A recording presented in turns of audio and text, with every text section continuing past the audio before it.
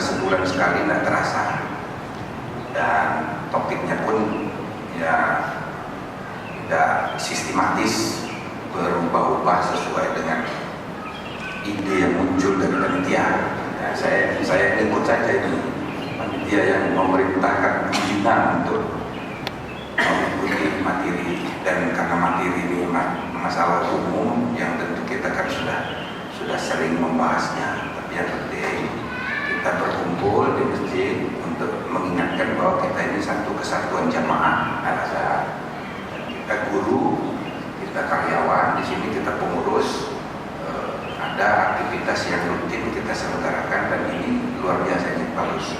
Jadi bukan hanya yang materi yang kita bahas di dalam jamaah ini, tapi bahwa kita bertemu, berkumpul, ini sesuatu yang luar biasa. Dan insya Allah dari pertemuan itu kan muncul komunikasi, muncul tukar menukar ide, muncul ide-ide, muncul juga solusi-solusi atas masalah yang kita hadapi konkret. Jadi bertemu, silaturahim itu segala-galanya. Nah, karena itu silaturahim itu sangat diperintahkan dalam ajaran agama kita, bahkan memperpanjang umur, kemudian juga menambah rezeki, gitu kan? Dampak dari silaturahim itu besar sekali bagi kehidupan umat. Nah, topik sekarang ini mengenai peradaban dan kebangkitan umat. Kebetulan kita memperingati tahun Hijriah, bulan Muharram kita sudah masuki. Kita sudah 1437 tahun sejarah hijrah. Hijrah Rasulullah kaum muslimin dari kota Makkah ke Madinah. Hijrah itu sangat penting artinya bagi sejarah. Hijrah ini setiap waktu kita dituntut untuk hijrah terus. Hijrah itu perubahan, hijrah itu perbaikan. Hijrah dari Mekah ke Madinah, hijrah dari dari masalah-masalah kemusyrikan dan lain-lain sebagainya ke arah suasana bertamadun, beradab. Dari uncivilized communities di Mekah pindah ke Madinah menjadi masyarakat berkeadaban, beradab. Maka sejarah peradaban Islam secara khusus gitu selalu kita mulai dari kota Madinah, dan namanya Madinah kota, yaitu masyarakat urban. Madinah isinya itu madani, karena itu kita selalu menggunakan istilah masyarakat madani. Jadi Rasulullah sebelum mendirikan negara, dia membangun masyarakat madani. Gitu contoh yang harus kita baca dari sejarah Rasulullah. Rasulullah tidak membuat negara dulu, tapi membangun masyarakat madani dulu, masyarakat yang bertamadun, berkeadaban. Jadi saudara-saudara sekalian, kita menganggap dalam Islam itu bahwa organisasi negara itu penting sekali, tapi nomor 2 itu hanya sekedar alat untuk menjaga masyarakat bertamadun, masyarakat berkeadaban.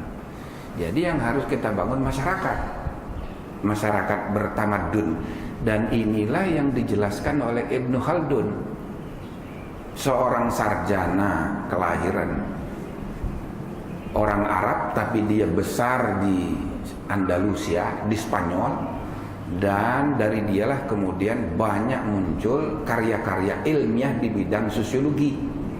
Auguste Comte yang disebut sebagai penemu ilmu sosiologi pertama itu lahir abad 18, tapi Ibnu Khaldun itu abad ke-14. Jadi saudara-saudara sekalian, Ibnu Khaldun beda dengan para filosof sebelumnya yang memikirkan mengenai fisika, yang memikirkan mengenai matematika, aljabar dan sebagainya. Dia memikirkan mengenai filsafat sejarah, memikirkan mengenai organisasi manusia. Itulah yang ditulisnya dalam Muqaddimah, dalam kitabnya yang sangat terkenal, The Introduction, Muqaddimah. Nah, dalam Muqaddimah itu Ibnu Khaldun membaca Al-Quran, sejarah umat manusia dalam Al-Quran, membaca sejarah Rasulullah. Maka dia mengatakan masyarakat manusia itu mulai dari asobiyah, solidaritas. Dari solidaritas itu berkembang tamadun, peradaban. Ya, masyarakat kota Madinah itu sebagai modelnya masyarakat beradab. Dan pada tingkat selanjutnya Ibnu Khaldun membayangkan bahwa masyarakat itu terorganisir, teratur. Mas, sudah lama sekali pikiran dia ini. Jadi kalau kita rumuskan secara gampang, tingkat perkembangan masyarakat itu 3 level, 3 lapis. Pertama adalah solidaritas dalam asobiyah, dalam arti positif, kecenderungan umat manusia untuk bermasyarakat. Asobiyah, mulainya asobiyah itu bisa positif, bisa negatif juga. Misalnya asobiyah dalam makna yang negatif, misalnya kedaerahan, semangat dinasti kekeluargaan, itu asobiyah juga. Atau kesukuan, itu asobiyah juga dalam makna yang negatif. Tapi itu awal dari kehidupan bertamadun. Itulah dasar awal dari kehidupan yang berkembang bertamadun, civilized society. Dan pada tahap selanjutnya, masyarakat bertamadun itu terorganisir, teratur. Nah, itulah ya modal bagi bangkitnya Islam dalam sejarah. Terbukti dengan 3 tingkatan seperti itu, kata Ibnu Khaldun. Baru akhir-akhir ini 20 tahun terakhir, atau mungkin boleh jadi 10 tahun terakhir, sekarang ini ilmuwan tergila-gila dengan teori yang disebut institutional historicism. Ya, historisisme kelembagaan.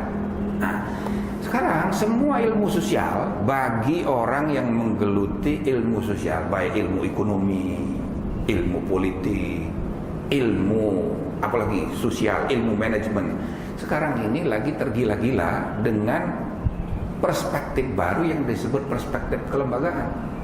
Misalnya, beberapa pemenang hadiah Nobel di bidang perekonomian seperti Joseph Stiglitz, ini termasuk aliran baru, aliran yang mengkritik teori ilmu ekonomi konvensional yang hanya terpaku kepada angka-angka, statistik aja. Melihat ekonomi itu dari statistik saja. Berapa statistik kemiskinan, statistik harga saham. Jadi angka-angka statistik saja itulah pegangan para ekonom, tanpa mempertimbangkan kualitas organisasi masyarakat. Jadi seakan-akan kalau statistiknya itu sudah tumbuh ekonominya, sudah bagus. Padahal dilihat di lapangan orang pada miskin. Atau sebaliknya, angka menunjukkan ternyata 20% orang miskin. Tapi orang yang 20% itu tidak merasa miskin, hidupnya tenang di desa-desa, tiap hari makan. Jadi ilmu ekonomi ini tidak menghitung kelembagaan. Nah, sekarang muncul namanya itu institutional economics, ilmu ekonomi kelembagaan. Sekarang di mana-mana lagi bahkan 2-3 pemenang hadiah Nobel terakhir aliran ini. Di bidang sosiologi begitu juga, di bidang ilmu politik begitu juga. Pokoknya aliran baru yang utamakan penilaian mengenai kualitas organisasi. Saudara-saudara, Ibnu Khaldun itulah yang pertama mengemukakannya pada abad ke-14.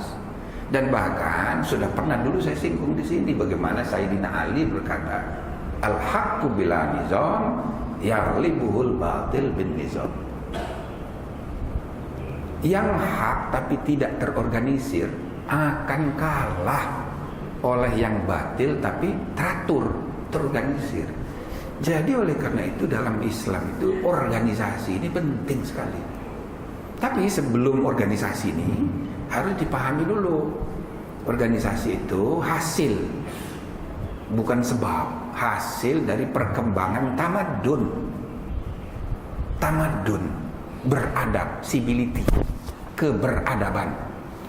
Tamadun itu harus diawali dengan solidaritas. Tapi kalau kita kembali ke istilah tamadun, istilah adab, peradaban, bahasa Inggrisnya civilization. Apa ini peradaban? Ini kan bahasa Arab. Adab. Adab ini akhlak dalam bentuk konkret. Adab itu akhlak dalam bentuk yang konkret. Akhlak konsep abstraknya, prinsip-prinsip dasarnya. Adab itu cerminan dalam prakteknya. Adab. Maka saya pernah jelaskan dulu itu kalau sekarang ini ada kode etik gitu. Maka kode etik pertama yang menulis adalah Ar-Ruhawi. Ar-Ruhawi menulis Adabut Tabib. Itu pada abad ke-11-an. Pada abad 10 dan 11. Dia menulis mengenai adab kedokteran, adab kesehatan. Itu orang pertama. Jadi di sepanjang sejarah Islam soal akhlak dan adab ini soal yang sangat serius. Itulah sebabnya Rasulullah SAW menyatakan bahwa dia tidak diutus, innama bu'itsu li utammima makarimal akhlak, tidak diutus kecuali, saking pentingnya digunakan istilah tidak diutus kecuali untuk menyempurnakan akhlak. Jadi saudara-saudara, inti dari ajaran agama kita ini adalah soal akhlak ini. Ya, modalnya akidah, iman dulu. Syariah itu jalannya. Tapi akhlak itu produknya, ekspresinya, hasilnya itu harus tercermin di akhlakul karimah. Nah, karena itu istilah adab itu yang terkait dengan akhlak itu, itulah ciri utama dari kemajuan suatu peradaban. Kemajuan suatu peradaban yang menyebabkan bangkitnya kaum muslimin dalam sejarah. Sekarang kalau kita mengimpikan mau bangkit lagi, jargonnya alhamdulillah kita kaitkan ini. Peringatan 1 Muharram kita selalu kaitkan sejak 20 tahun yang lalu ya, sebagai gerakan menuju kebangkitan Islam kembali di abad ke-21. Jadi selalu kita harus ingat, setiap kali 1 Muharram kita peringati, setiap kali tahun Hijriah kita peringati, sejak keputusan OKI, Rabitah Alam Islami, kira-kira 20 tahun yang lalu, maka itu selalu kita kaitkan dengan kebangkitan Islam. Niatnya adalah kita ini harus bangkit. Kita jangan terpuruk pasca kolonisasi bangsa barat kepada dunia Islam.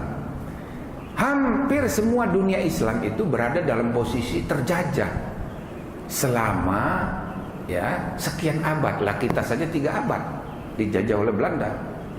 Kan? Nah, jadi saudara-saudara sekalian, sesudah era dekolonisasi, dunia Islam harus bangkit. Nah, tapi melihat perkembangan sekarang, agak lambat ini kebangkitan dunia Islam ini.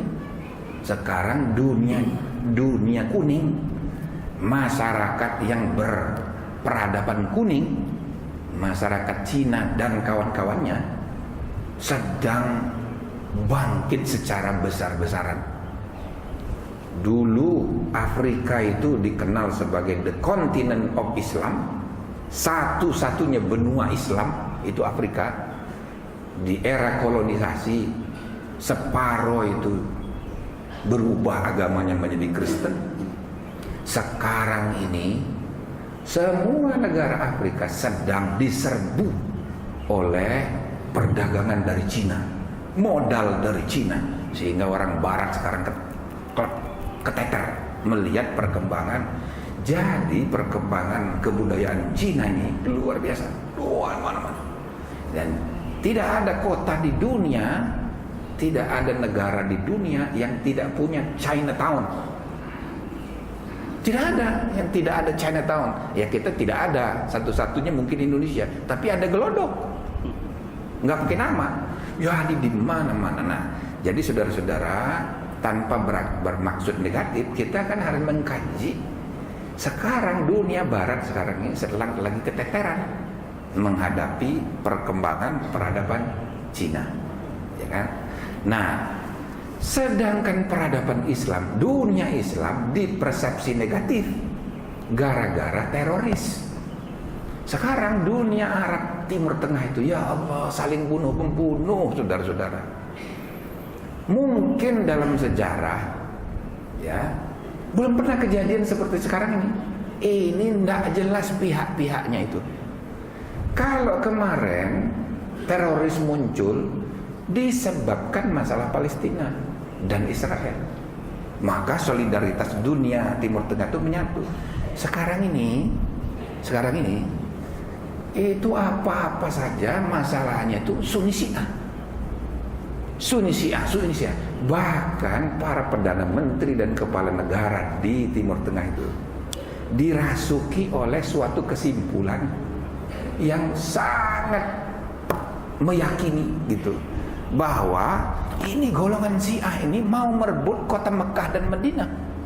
Ini Pak Yusuf Kala cerita sama saya, 2 kali dulu cerita sama saya waktu peringatan Asia Afrika di Bandung itu. Pak Jokowi dan Pak Wapres ini berbagi tugas menyambut tamu. Ada yang raja, ada yang presiden, ada yang wapres, ada yang perdana menteri. Nah, jadi Pak Wapres ini kebagian perdana menteri. Beberapa perdana menteri dari Timur Tengah itu yang selalu asal bicara itu melihat ancaman umat Islam terbesar sekarang ini Syiah. Jadi bukan orang Cina, bukan orang Barat, bukan Yahudi lagi, Syiah. Dan saking yakinnya itu, pokoknya melakukan apa saja. Tidak pernah dalam sejarah seperti itu. Bahwa ada perbedaan Sunni Syiah, iya. Dan itu pun berakibat merasuk ke seluruh dunia sekarang. Jadi kita dipecah belah. Dan kita tahu akibatnya. Itu masyarakat Suriah itu sudah di atas 100.000 mengungsi. Dan para pengungsi itu bukan orang miskin, elit kelas menengah, mengungsi ke mana-mana. Belum pernah kejadian begini. Wallahu alam, ini pasti ada skenario Allah. Mungkin maksudnya menambah jumlah kaum muslimin di Eropa, barangkali. Cuman kita harus menganalisanya dengan tepat. Kita jangan syukuri dulu ini. Kita di satu segi boleh jadi kita selalu ada hikmah. Itulah nikmatnya jadi orang Islam. Semua kejadian pasti ada hikmahnya. Kan begitu. Tapi sebelum itu hikmah, mari kita lihat ini Timur Tengah berpecah belah. Ya Allah, belum pernah kejadian seperti ini. Saudi Arabia itu tidak pernah perang.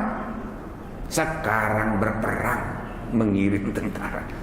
Nah, jadi saudara-saudara sekalian, kalau kita melihat perpecahan kaum muslimin, Masya Allah, bagaimana mungkin umat Islam mau bangkit? Bagaimana? Sedangkan sekarang di dunia ilmu pengetahuan itu Profesor Sangkot menghitung, kawan kami rektor UI ini, rektor UAE, Profesor Sangkot menghitung, pernah dia menghitung jurnal ilmiah, ilmu keras, ilmu matematik, bioteknologi dan sebagainya. Ada 30 dia kumpulkan dalam 10 tahun. Lalu dia lihat nama-nama penulisnya, yang tidak usahlah dibaca, dia bilang cukup dari namanya saja. yang ada bau-bau orang Islamnya tidak sampai 1%. Tapi yang berbau Cina, berbau Jepang, berbau Eropa, Yahudi, India, banyak sekali. Persentase tinggi sekali. Nah, itu artinya ilmuwan muslim tidak terlibat dalam perkembangan iptek mutakhir masa kini. Karena tercermin di tulisan-tulisan jurnal-jurnal ilmiah, ilmu-ilmu keras itu. Sebanyak-banyaknya ilmuwan kita masih jauh kalah. Trennya Cina itu luar biasa. Jadi saudara-saudara, kita ini mau bangkit, tapi kondisi kita berpecah belah. Kita gampang diadu domba. Lama-kelamaan surga makin sempit, makin sedikit. Semua golongan takfiri di mana-mana berkembang, semua saling kafir mengkafirkan. Maka secara berseloroh dengan Alwi Shihab, waktu kemarin kita bertemu, wah kalau begini gawat umat ini. Nanti yang masuk surga makin sedikit, yang masuk neraka karena saling kafir mengkafirkan. Orang-orang yang saling mengkafirkan dua-duanya masuk neraka, kafir semua, ya kan? Walaupun kita tidak tahu, Allah Ta'ala yang akan menentukan. Jadi saudara-saudara sekalian, kita sedang berada di satu situasi yang genting sekarang ini. Kita mudah dipecah belah, diadu domba, saling kafir mengkafirkan. Bagaimana kita mau membangun peradaban, mau bangkit? Ya Allah, saudara-saudara sekalian, mau membangun organisasi yang teratur seperti sudah dicontohkan oleh Rasulullah, seperti sudah dicontohkan dalam perkembangan peradaban Islam di masa lalu. Sampai abad ke-13 perkembangan Islam luar biasa. Afrika dalam waktu hanya 1 abad menjadi benua Islam, tercatat dalam sejarah. Sehingga bangsa Swahili, Afrika Hitam itu semuanya sudah sudah muslim, di samping beberapa yang masih pelbegu. Dan kemudian bangsa Persia pengaruhnya kemana-mana, bangsa Turki sampai ke Uni Soviet, Chechnya itu pengaruh bangsa Turki yang membawa Islam ke Eropa. Dan bangsa Moghul India, umat Islamnya hanya 20%, tapi selama 5 abad menguasai India. India itu dipimpin oleh kaum muslimin 5 abad. 5 abad itu lama, padahal jumlahnya cuma 20%. Sehingga Taj Mahal menjadi peninggalan Islam yang luar biasa, menjadi simbol pariwisata negara Hindu terbesar di dunia, namanya Taj Mahal. Sering saya contohkan, kebalikan sama Indonesia. Negeri muslim terbesar, model pariwisatanya produksi orang India, namanya Borobudur. Itu orang India di zaman Sriwijaya, agama Buddha, ya kan? Nah, kita mengusung-usung Borobudur jadi objek pariwisata utama. Orang India sampai sekarang ini mengusung Taj Mahal. Nah, itu peninggalan umat Islam 5 abad. Jadi saudara-saudara sekalian, peradaban Islam itu berkembang di mana-mana. Di mana-mana. Dan terakhir bangsa muslim Melayu. Dulu belum ada Indonesia, tapi Melayu. Bangsa Melayu ini pernah menjadi negeri Islam. Sehingga kalau saudara catat, di mata orang Turki Utsmani, kita ini Aceh itu bagian dari dia. Makanya mereka mengirim pesawat dulu waktu Perang Dunia Pertama. Dan kalau kita tahu bahwa Sultan Hamengkubuwono itu salah satu gelarnya adalah Khalifatullah ing Tanah Jawa. Ada SK-nya. SK, surat tertulis, diberikan oleh Khalifah Utsmani. Maka jadilah Sultan Hamengkubuwono menjadi Khalifatullah ing Tanah Jawa. Walaupun itu istilah keliru. Khalifatullah ing tanah Jawa. Mestinya Khalifatur Rasul, tapi ya ini sudah kelirunya itu sejak zaman Muawiyah dan seterusnya. Berubah, bukan hanya lagi ya Khalifatur Rasul, tapi dikacaukan dengan pengertian Khalifatullah fil ard, sehingga raja-raja itu ya turun temurun langsung menjadi wakil Tuhan juga. Padahal kalau mengikuti tradisi Khulafa ar-Rasyidin tidak begitu. Khalifatur Rasul saja. Sedangkan Khalifatullah, semua kaum muslimin, semua umat manusia adalah Khalifatullah. Tapi Khalifatur Rasul cuma satu. Nah itu anunya itu. Nah tapi istilah itu kemudian bergeser menjadi Khalifatullah. Tapi terlepas dari itu, Sultan Jogja itu dapat SK. Jadi ini benua Islam, dunia Islam juga, pengaruh dari peradaban Islam. Sehingga pada suatu saat, bukan tidak mungkin memang ketika Islam pecah belah di Timur Tengah, maka giliran bangsa Muslim yang paling terlat menyumbang bagi perkembangan Islam ialah bangsa Melayu ini. Banyak analis yang berpendapat bangsa Muslim Melayu ini meskipun sejak abad pertama sudah masuk Islam, tapi kan sebagai komunitas besar baru. Dan karena itu kaum muslimin Indonesia ini, Melayu ini belum banyak berperan bagi kemajuan Islam. Yang sudah berperan bagi kemajuan Islam itu bangsa Arab, bangsa Swahili, bangsa Persia, bangsa Turki, dan bangsa India. 5 bangsa besar ini. Peradaban Islam dalam sejarah dibangun, dikembangkan dengan kejayaan oleh 5 bangsa besar ini. Tapi bangsa Muslim Melayu belum. Nah, tiba giliran sekarang abad Asia Pasifik kita ini. Maka para ahli berkata, jikalau nanti terjadi pergeseran dari Amerika ke pusat peradaban dulu kan di Timur Tengah, pindah ke Eropa, pindah ke Amerika, dari Amerika pindah nyebrang Laut Pasifik ke cekung Pasifik ke Asia. Nah, maka disitulah dunia Islam diwakili oleh bangsa Muslim Melayu.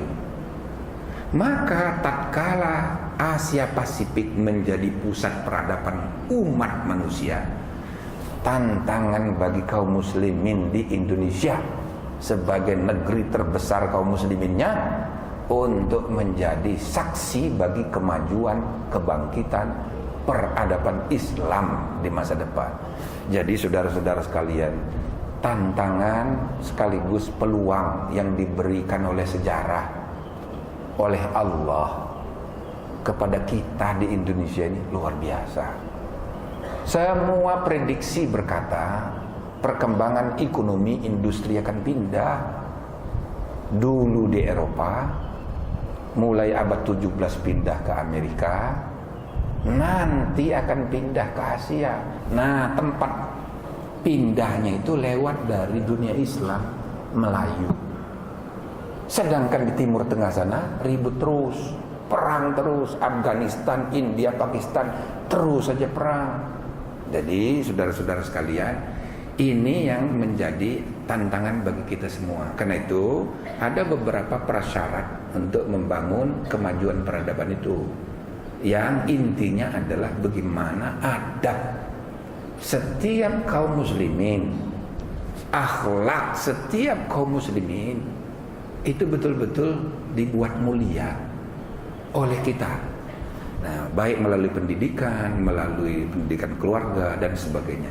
Maka tingkat pendidikan menjadi prasyarat. Pendidikan rata-rata menjadi prasyarat.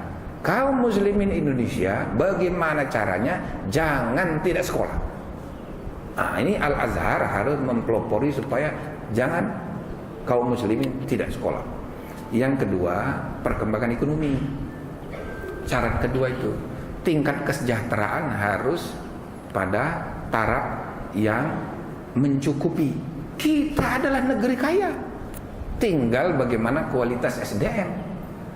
kualitas SDM. Nah, faktor yang ketiga, perkembangan yang ketiga adalah sistem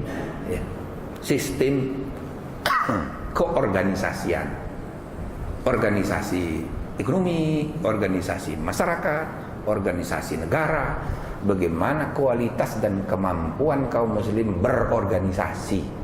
Nah, ini yang menentukan kemajuan umat di masa depan.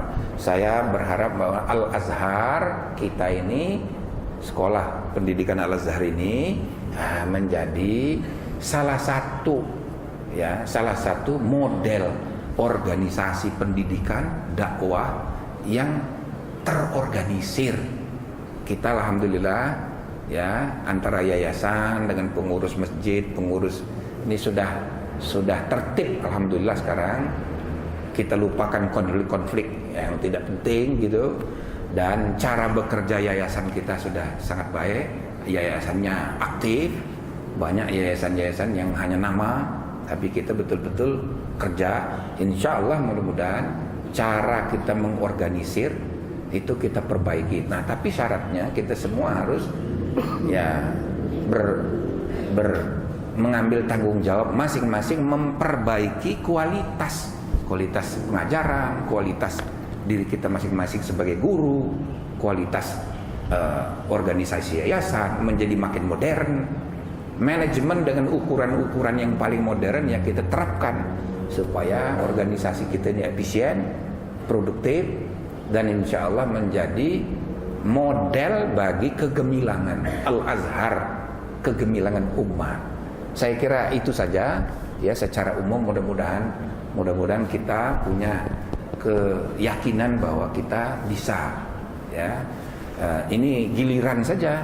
5 bangsa besar tadi semua sudah pernah berperan dalam sejarah. Bangsa Swahili, bangsa Arab apalagi yang duluan, bangsa Persia, bangsa Turki, dan bangsa India, Moghul. Kita yang belum pernah. Kitalah sekarang demokrasi dalam dunia Islam terbesar. Maka disebut kita demokrasi terbesar ketiga sesudah India dan Amerika Serikat. India Hindu, Amerika Serikat Kristen, kita Islam. Jadi semua syarat ada, tapi semua terpulang pada kita kaum muslimin Indonesia. Dan mulailah kita dengan memperbaiki Al-Azhar ini. Assalamualaikum warahmatullahi wabarakatuh.